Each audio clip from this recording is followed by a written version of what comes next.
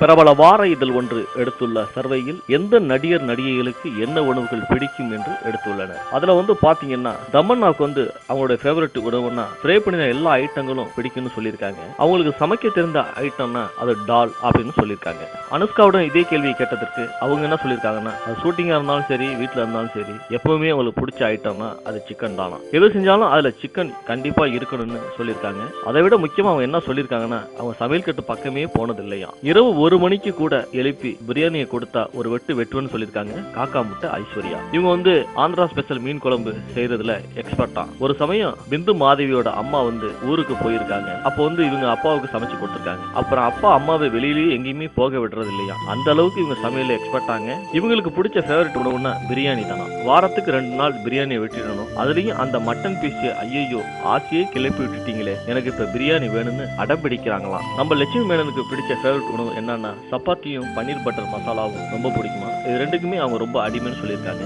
இவங்களுக்கு சமைக்க தெரியாதான். காஜல் அகர்வாலுக்கு ரொம்ப பிடிச்ச உணவுனா ஹைதராபாத் பிரியாணியா. அதுவும் சவுத் இந்தியன் உணவுல செம காரமான டிஷ்னா கொள்ளை பிரியமா. மும்பைல ஒரு இடத்துல பானிபூரி செம டேஸ்டா இருக்குன்னு சொல்லியிருக்காங்க. மும்பை போனா மிஸ் பண்ணவே மாட்டாங்களாம் அந்த கடையை. இவங்க ஓரளவு சமைக்க தெரியும்னு சொல்லியிருக்காங்க.